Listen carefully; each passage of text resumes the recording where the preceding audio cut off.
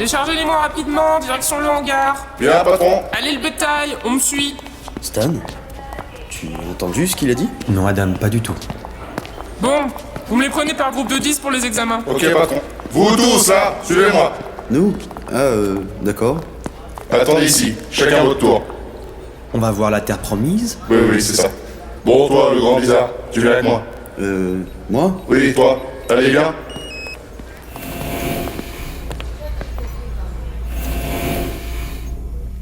Humain numéro 00001, début de l'examen. Mesdames, mesure pour et santé, s'il vous plaît. Taille 176 cm. Qu'est-ce que... Poids 68 kg, pas de virus détecté. Très bien. Appellation? Appellation? Humain. Quelle est ton appellation? Mon appellation, je viens de la Terre. Ton appellation. Comment est-ce que les autres humains t'appellent? Oh, Adam. Adam Strokes. Adam Strokes. Bien. Déshabillez-le. Quoi? Mais qu'est-ce que... Vous ne pouvez pas faire ça! Je suis un bon prêcheur! J'ai mérité ma place dans la terre promise! Ce genre, mâle. Bonne constitution physique pour la reproduction. J'en connais certaines à qui ça va plaire. De la tenue, madame. Nous sommes en plein travail. Pardon. Bien, monsieur. Bien. L'humain a été analysé. Valeur estimée. 5 637 700 unités. Quoi? Voilà qui va aider le parlementoire, monsieur. Tatouez-le avec son numéro de série et son appellation. Allez, il est bon pour la vente. La vente? Mais de quoi vous parlez? Est-ce que quelqu'un peut m'expliquer ce qui se passe? Ah! Mais qu'est-ce que... Emmenez-le. Oui, monsieur. Et amenez-moi le suivant ensuite. Bien, monsieur. Non, attendez, non! Mais qu'est-ce que vous faites? Qu'est-ce qui se passe? Non! Suite à un accident nucléaire, des aliens à l'apparence de poulpes ont profité du chaos pour devenir l'espèce dominante de la planète. Au début du 23e siècle, les survivants humains se sont soumis aux poulpissimes, représentants du grand octopus. Seuls quelques résistants vivent sous la terre, loin des océans des poulpes et de la surface des humains poulpistes. Ventouse, épisode 6. Armée, prêt, partez. Entrez. Bonjour, amiral. Général, que puis-je pour vous? C'est l'heure de notre réunion quotidienne, monsieur. Il est 14h. Déjà? Veuillez m'excuser. Monsieur, je vous trouve préoccupé en ce moment. Que se passe-t-il? Nous avons parlé matériel, préparation des troupes, ration de survie et support médical ces derniers jours. Peut-être est-il temps que nous abordions quelque chose de plus sérieux. Comme quoi? Comme le fait que je vous envoie peut-être à la mort. Je ne suis pas sûr que nos navettes spatiales tiennent le coup. Elles sont vieilles et n'ont pas été conçues dans l'objectif d'aller voyager aussi loin dans l'espace. Mais les ingénieurs travaillent dessus au moment où nous parlons. J'ai croisé Joris ce matin, qui avait passé la nuit au hangar. Oui, bien sûr. J'ai mis toutes les équipes disponibles sur le projet. Ils se relaient jour et nuit et nous avons un très bon chef d'ingénierie. Ah, ah, ah. Qui aurait cru que nous installer dans une ancienne station spatiale nous sauve la mise un jour? Mais les mécaniciens ont beau y faire, nous n'avons pas le même niveau de technologie que les mollusques. Je ne sais pas si les navettes vont tenir. Elles vont tenir, monsieur. Elles le doivent. Nous n'avons pas d'autre solution. Vous savez, je n'ai pas pu m'empêcher ces derniers jours de penser au moins une fois, et si on les laissait crever? Je parle des poulpistes. Après tout, ils ont fait le mauvais choix. Je ne pense pas qu'il y ait de bons ou de mauvais choix. Ils ont choisi ce qu'ils pensaient être la sécurité. Nous avons choisi de nous battre précairement. Général Paltan, je ne sais pas si vous connaissez la générale Sanya Zan. Bien sûr. Sanya, ça fait du bien de te voir. Je ne savais pas si tu t'en étais sortie de la dernière bataille. Je peux dire la même chose pour toi. Sauf qu'en plus, tu as disparu pendant plusieurs jours. Et te voilà de retour, avec des informations capitales sur l'ennemi. Tu serais jalouse. Presque. Après tout, tu es en train de me passer devant. Je ne pense pas que le bras droit de l'amiral soit remplaçable. C'est exact. Et c'est pour ça que j'ai pensé à la générale Zan pour la mission de diversion. Mission de diversion? Yep. Le docteur, en interrogeant nos prisonniers, a découvert que notre ennemi a de l'artillerie lourde tout près d'ici. Des missiles, et en grande quantité. Ils pourraient tout envoyer sur les fusées, et on perdrait notre seule chance d'atteindre Véran. Véran? Il s'agit apparemment du nom de leur planète, et aussi le nom que se donne leur peuple. Il va falloir que je m'habitue au fait que les poulpes ne sont pas des poulpes. Je pense que tu auras tout le temps de te faire à cette idée durant votre long voyage jusqu'à là-bas. Voyage qui se fera uniquement si les poulpes ne peuvent pas mettre à terre nos fusées. C'est là que l'équipe de Sanya intervient. On va infiltrer la zone ennemie et attaquer leur centre de commande, exactement comme tu voulais le faire en y allant. Sauf qu'en plus, nous avons toutes les informations que tu as pu nous rapporter. On entre, on coupe leur communication. Ils ne pourront pas donner l'ordre d'envoyer les missiles. La voie sera dégagée pour votre décollage. Voilà. C'est le plan. Ça me paraît être un bon plan. Parfait, Danone. Alors dites-moi, où en est la préparation de votre équipe? Ma chère, vous êtes dans ce que nous appelons une période de deuil. Il s'agit de l'état de douleur d'une personne après la mort d'un être cher. Sauf que chez vous, cet état est décuplé à cause de la perte brutale de beaucoup de personnes d'un coup. Il peut y avoir état de choc. D'accord, docteur. Quant au mot de tête, je pense que c'est parce que votre cerveau enregistre et traite énormément de nouvelles données en ce moment. Vous cumulez beaucoup de nouvelles définitions, attitudes et informations depuis le début de cette semaine. Cela devrait passer tant que vous gardez des nuits de sommeil complètes. Mais en attendant, il ne faut pas... que tu baisses ta garde. Allez, frappe encore. Allez, plus fort. Plus fort. Encore.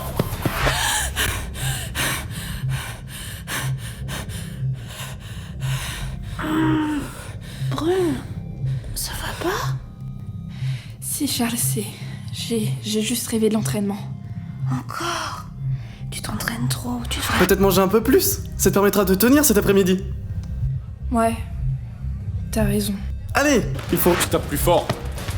Utilise tout ton corps. Va chercher plus loin avant de cogner. Non, nous allons aborder comment agir en cas d'hémorragie grave. Liste des membres susceptibles de recevoir un garrot? Bras, jambes, tentacules... Bien. Affaire en dernier recours. Le membre peut être définitivement paralysé au bout de 2 heures, voire gangréné au bout de 4 à 6 heures, d'accord? Bon, passons À la soudure, ok? Si jamais ta radio a des soucis, il faut que tu sois capable de la réparer sans mon aide. D'accord. Alors, il nous faut de l'étain et un fer à souder.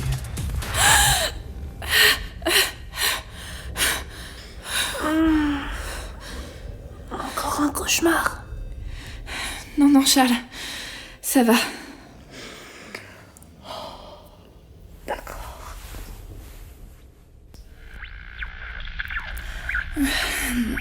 Salut Kitty. Hey Brune! Mais qu'est-ce que tu fais debout à cette heure-ci? J'arrive pas à dormir. Et toi? Je prends mon tour de garde. Je guette les fréquences pour voir si les troupes à l'extérieur de la base ont besoin de nous. Ah? Je croyais que tu faisais de la SMR. Et non! Je suis chef de liaison radio de l'armée rebelle aussi. Eh? T'es sûr que ça va? C'est intense ces derniers jours. J'ai mal à la tête tout le temps. Ben m'a parlé de l'éducation protectrice que tu as eue. Pas facile de commencer à apprendre la vie plus de 10 ans en retard, hein? Mais à part ça, travailler avec tes frères, ça doit te faire plaisir, non? Oui, c'est chouette. J'apprends vraiment plein de choses. Et regarde, l'amiral m'a même donné un rang. Je suis officiellement commandante. Waouh, fais voir! Sacré insigne! Il dit que je l'ai mérité avec tous les efforts que j'ai faits ces derniers jours. Mais je trouve pas. Travailler me permet de penser à autre chose que mes frères. Et comme j'ai pas beaucoup de temps pour parler avec les autres, et que j'ai pas beaucoup d'autres amis, c'est la seule solution que j'ai trouvée pour me vider la tête. Moi aussi, je suis une amie. Écoute, si tu veux, on échange un secret. Comme ça, tu auras une preuve. Comment ça? Je te dis un truc que très peu de gens savent sur moi, et toi, tu me dis un truc que très peu de gens savent sur toi. C'est comme un cadeau qu'on se fait en se dévoilant un peu. Et il y a que les amis qui font ça. D'accord. Ok, je commence. Mon vrai nom, c'est pas Kitty Fraise. C'est Charlotte Mardy. Tu as le droit de m'appeler Charlotte si tu veux quand on est juste toutes les deux. Oh, Charlotte! C'est joli! J'aime beaucoup. Alors du coup, je dois trouver un secret. Mes grands frères ne sont pas vraiment mes grands frères. C'est ma famille adoptive. Ah? Y en a pas un avec qui tu partages un peu d'ADN sur les 8? Non. Ils se sont tous rencontrés petit à petit et ont vécu avec d'autres adultes de temps à autre jusqu'à se retrouver juste tous ensemble. Ils m'ont trouvé moi, un jour, comme ça, au milieu des décombres. J'avais 1 an. J'ai eu de la chance. Tu parles d'une famille atypique? Oui. Tu devrais retourner dormir, Brune. C'est le départ demain, et il vaut mieux être en forme pour ça. Ouais, t'as raison. On se reparle par radio bientôt? Promis. De toute façon, je laisserai pas le doc tout seul avec mes appareils. Il serait bien capable de les ouvrir en 2. Ouais, c'est sûr. Merci pour tout, Charlotte. De rien. Prends soin de toi, Brune, d'accord? Promis.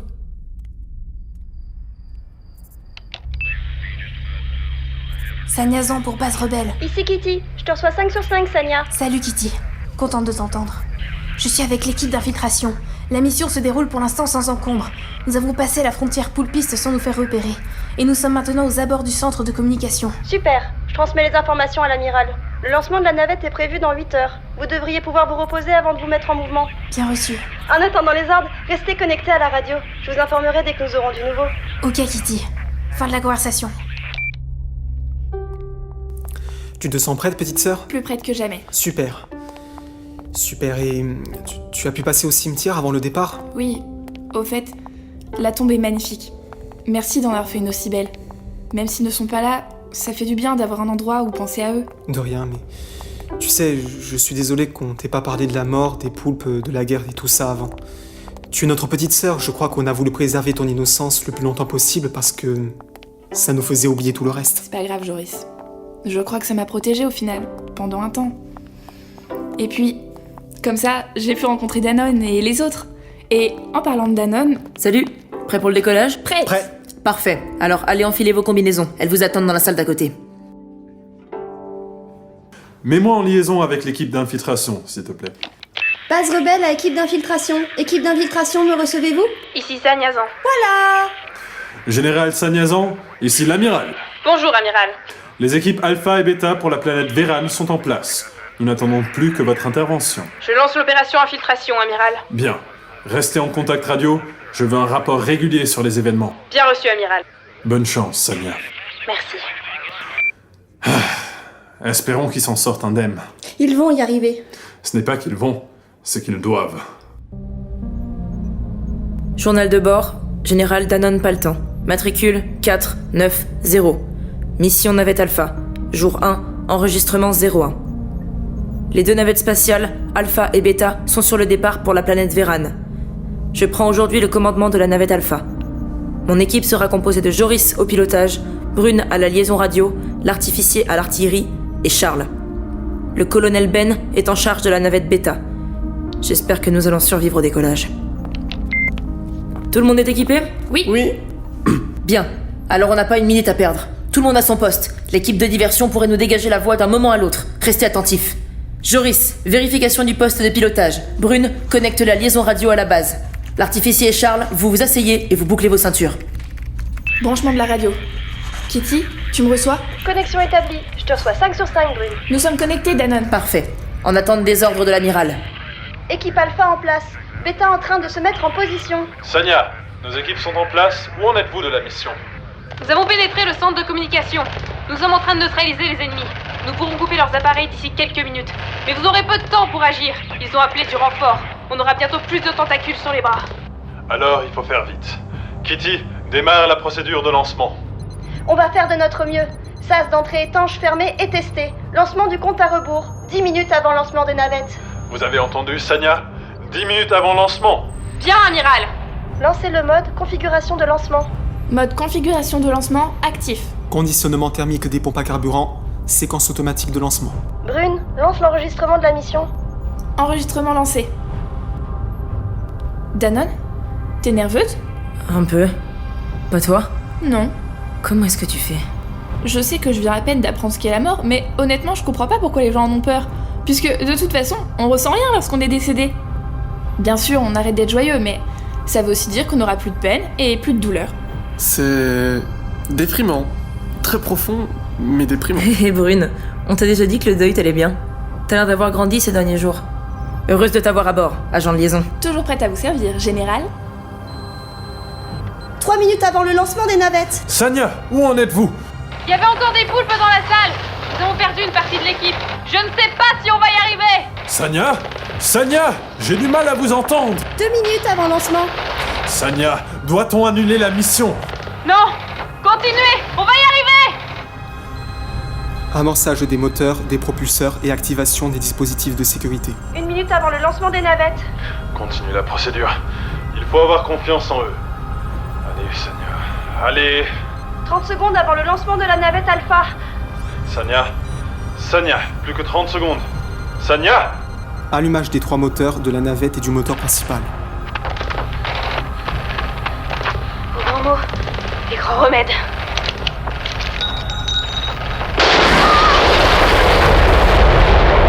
Accrochez-vous!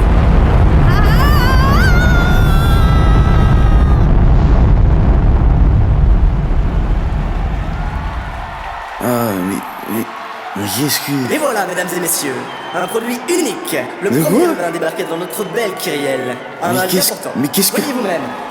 Ouvrez la cage. La lumière... Oh non. Les enchères commencent à 4 millions d'unités. Qui donne plus?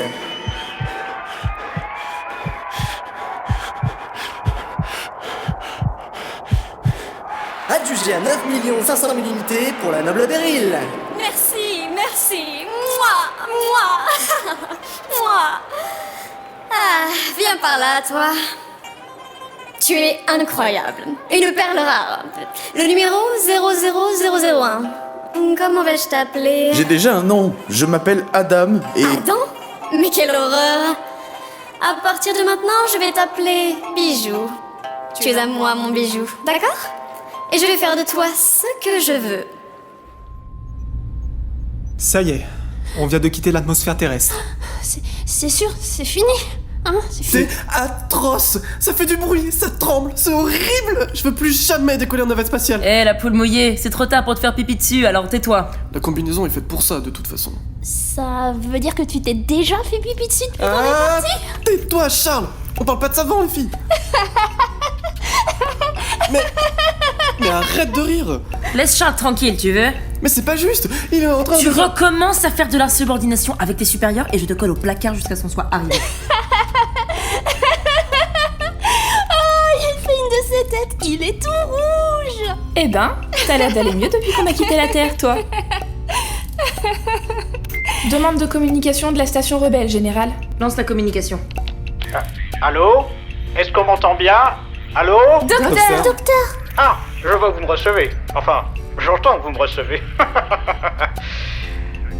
Cet engin est sensiblement similaire à un Minitel. Un jeu d'enfant pour mes mains expertes. Je t'ai déjà dit de ne pas appuyer sur ce bouton. Oups, navré. Kitty, t'es là aussi? Coucou Brune. Yep, comme promis. Et Gladys est également présente.